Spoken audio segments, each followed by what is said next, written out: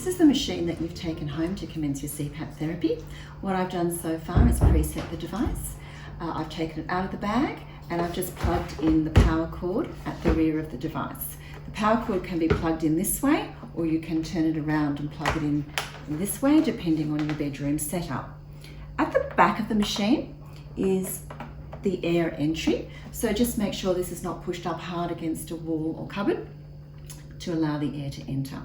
It'll enter through a filter here which will collect the dust. So once a week, recommendations are to remove the filter and just brush the dust off and pop it back into the machine. The filter is not washable and it does have a direction into the machine. The black line across here is the way inside the device. I always remember it that it's unattractive and you don't want to see it from the outside. So turning the machine around, you'll need to place this on the bedside table. And first thing to organise is the humidifier.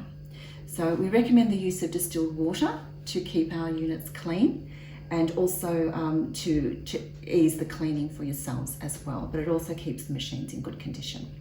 So to open the machine to get to the humidified chamber, just press the button here and lift the lid up. Remove the water chamber, and this is the air seal. So basically, you fill the water chamber up to the marked line here with distilled water. Now you'll notice that the chamber is shaped in a particular way to match the machine. So if you do try and pop it in accidentally the incorrect way, it will not go in. So you just line that up. And similarly, the seal is shaped as well to sit on top of the humidifier chamber. Just press it down firmly and close the lid firmly until you hear it click closed. So you'll then use the device overnight and in the morning. Check to see how much water has been used. Press the button, lift up the lid, remove the water chamber, and you can see how much you've used.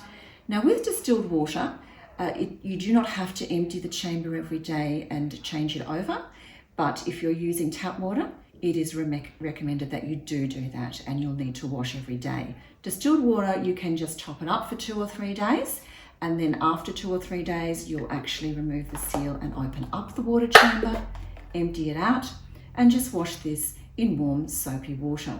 So for cleaning, we recommend just normal tap water. It doesn't have to be distilled water at all. You'll go through too much and it's too expensive. So just normal tap water. And as far as the soap goes, if you don't have any skin sensitivities, you can use normal dishwashing liquid or similar. But if your skin is sensitive, you're better off using something like QV Wash or Cetaphil products for sensitive skin. Just pop that back in and close it up. Okay. Out of the bag, you'll find there's a rolled up tube inside. The tube has 2 very different looking ends. Okay, so this end is the mask end. It goes into the mask, and this is your actual machine end with an electrical connection that provides warmth to the tubing. So if you turn the device around, you can see the hole where the tube connects. You just need to put that electrical slot into the corresponding hole and push. When you're removing the tubing, it's important not to tug on the tube itself because you will damage it, but to use your thumb here as a lever to just pull and remove the tube. The tubing does need to be removed once a week for cleaning. And again, we're just using warm, soapy water. So you have an option to either take it into the shower with you, put some liquid soap down, run it through and rinse it, and then hang it up. Or you can soak it underwater for half an hour, warm soapy water, and then once again rinse it completely inside and out and hang it up to dry, maybe over the shower or towel rail, not outside in the UV light. Then when you're ready to use again, pop it back on and off you go. Now you may find there's a few little water droplets still in it.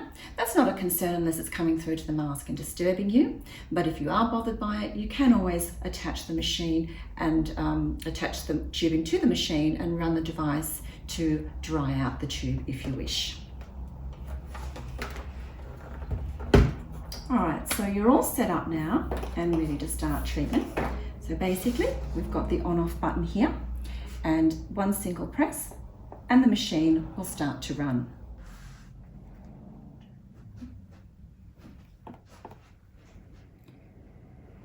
Now when it first starts, you may be surprised by the noise, but it's going to be like that if no one's attached to the other end. They actually run very quietly. You'll have a little bit of venting noise from your mask, like a breathing noise, but otherwise these machines are very, very quiet.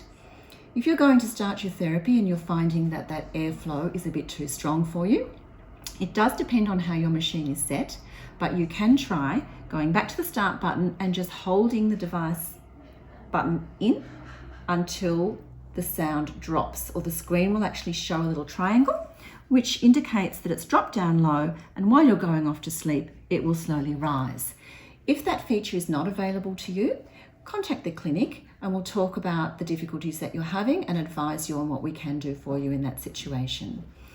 I'll just turn the device off and show you that to connect your mask, all you need to do is take the mask end and slide it into the tubing. If you have any problems in connecting it through, if you've used a previous mask and you're trying a different mask, it may be because you've left some of the other mask in the connecting end and you need to remove that before you simply can connect any standard mask.